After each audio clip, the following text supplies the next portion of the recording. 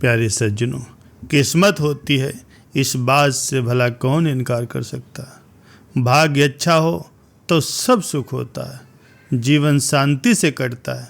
अगर भाग्य खराब हो जाए, सितारे उल्टे पड़ जाएं, तो सारे सुख के बावजूद व्यक्ति के जीवन में नए नए कष्ट पैदा हो जाते हैं। प्यारे सज्जनों, मनुष्य की फितरत कभी नहीं बदलती। अब सवाल ये उठता है कि मनुष्य का भाग्य दुर्भाग्य में कैसे बदल जाता। ऐसी कौन सी बातें हैं जो सौभाग्य की श्रेणी में आते हुए मनुष्य को दुर्भाग्य की ओर ले जाती। आज के सत्संग में हम इस बात को समझेंगे। प्यारे सज्जनों, एक अति प्राचीन कथा है। एक घने वन में एक तपस्वी साधनारत था। आंखें बंद किए वो सतत प्रभु स्मरण में लीन था। स्वर्ग को पाने की उसकी आकांक्षा थी। न उसे भूख की कोई चिंता थी, न प्यास की कोई चिंता थी। एक दीन दरिद्र युवती लकड़ियां बीनने रोज उस वन में आया करती थी। वही दया दिखा करके कुछ फल फूल तोड़ लाती और उन फल फूलों को पत्तों के दोने में उस तपस्वी के पास रख देती। सरोवर से एक मटकी में जल भर करके लाती और तपस्वी के पास छोड़ देती, और उसी आहार के सहारे वह तपस्वी जीता था। फिर धीरे धीरे उसकी तपस्या और भी सघन हो गई। बिना कुछ खाए पिए ही पड़ा रहने लगा। जल मटकी में पड़ा पड़ा गंदा हो जाता। न उसे भूख की कोई याद रहती, न प्यास की। लकड़ियां बीनने वाली वो युवती बड़ी दुखी और उदास होती, पर कोई उपाय भी तो न था। धीरे धीरे उस तपस्वी की साधना और सघन हो गई। इंद्रासन डोला।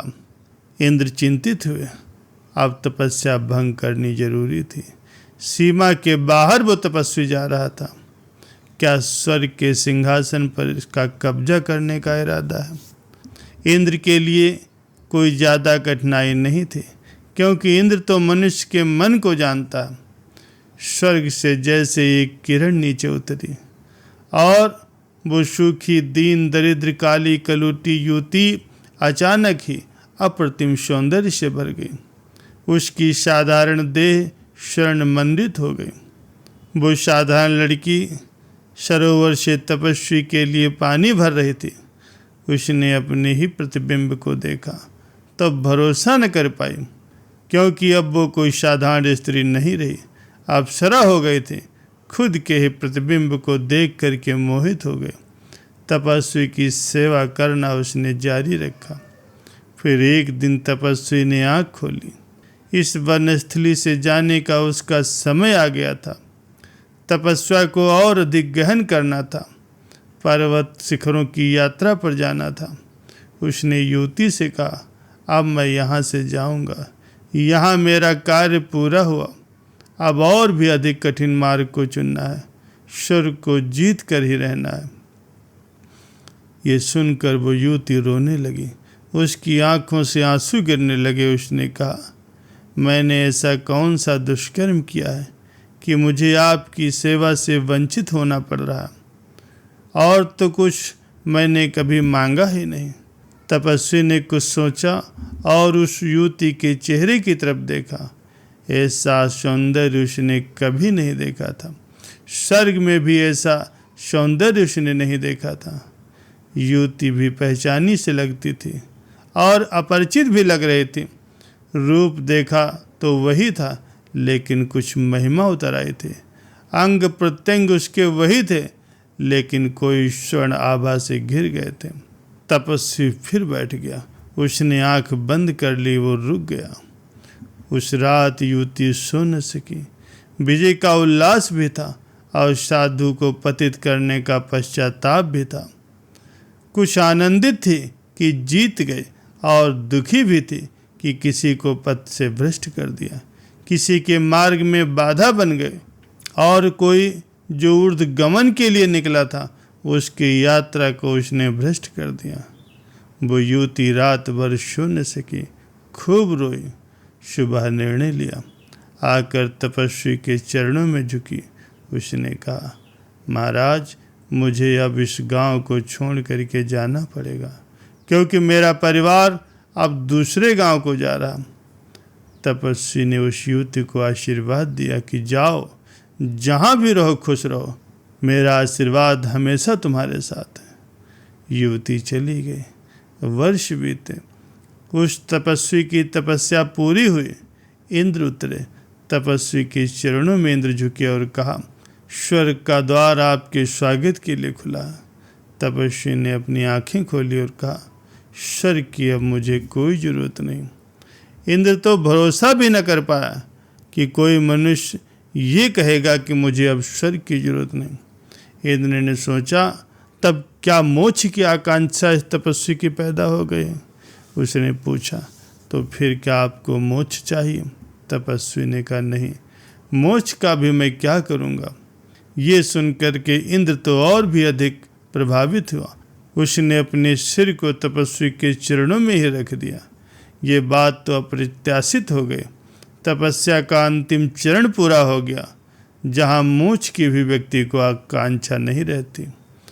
वो झुकने से पहले उसने पूछ ही लिया कि मोक्ष के पार तो और कुछ नहीं है, फिर आखिर तुम चाहते क्या हो? उस तपस्वी ने कहा, मुझे कुछ नहीं चाहिए।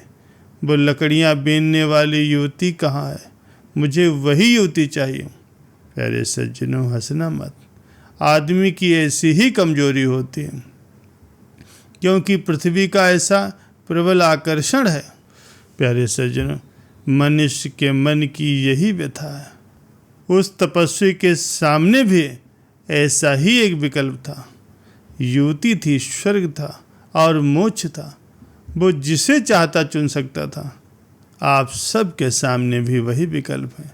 सभी के सामने वही विकल्प होते हैं। या तो मनुष्य उन सुखों को चुनता है जो क्षण भंगुर होते हैं, या फिर उसे चुनता है जो शाश्वत होता है। शाश्वत को गंवा दो क्षण भंगुर सुखों के लिए, या फिर क्षण भंगुर सुखों को समर्पित कर दो उस शाश्वत सुख के लिए। और अधिकतर लोग वही चुनते हैं जो तपस्वी ने चुना। ऐसा मत सोचना कि तुमने कुछ अन्याय किया। फिर चाहे भले ही इंद्र तुम्हारे सामने ही खड़ा हो जाए, चाहे किसी ने स्पष्ट स्वर्ग और पृथ्वी के विकल्प सामने रख दिए हों, लेकिन मनुष्य चुनता उस एक को ही है। ये अनिवार्य है, दूसरे को गंवा देता है। जिसकी आंखें पृथ्वी के नाशवान सुखों से भर जाती हैं, वो स्वर्ग के सुखों से वंचित हो जाता है। प्यारे सज्जनों, जिसके हाथ पृथ्वी की धूल से भर जाते हैं, स्वर्ग का स्वर्ण भी बरसे तो कहाँ बरसे, हाथों में उसके जगह ही नहीं होती। हाथ खाली चाहिए तभी तो स्वर्ग उतर सकता है। आत्मा खाली चाहिए तभी तो परमात्मा उसमें विराजमान हो सकता है। अगर तुम्हारा सिंहासन पहले से भरा हुआ तो तुम फिर परमात्मा को कहाँ बिठाओगे? तुम्हें परमात्मा चाहिए या संसार चाहिए, कि चुनाव तुम्हारा ही है। परमात्मा तुम्हें नहीं मिलता तो इसमें परमात्मा का कोई दोष नहीं। तुमने उसे चुना ही कब था, क्योंकि जिसने भी परमात्मा को चुना है तो वो तत्क्षण उसे मिल गया। एक क्षण की भी वहाँ देरी नहीं होती। लेकिन अगर तुम ही न चाहो तो परमात्मा तुम्हारे ऊपर ज़बरदस्ती नहीं कर सकता। सत्य तुम्हारे ऊपर ज़बरदस्ती आरूढ़ नहीं हो सकता। तुम्हें जन्मों जन्म तक सत्य को इनकार करने की स्वतंत्रता है। प्यारे सज्जनों, यही मनुष्य की गरिमा है, यही मनुष्य का दुर्भाग्य भी। गरिमा है क्योंकि मनुष्य को स्वतंत्रता है चुनाव करने की। वो कुछ भी चुन सकता है, चाहे वो सौभाग्य को चुने या अपने दुर्भाग्य को चुने। लेकिन सबसे बड़ा दुर्भाग्य उसका यही है, क्योंकि वो अक्सर गलत का ही चुनाव करता है।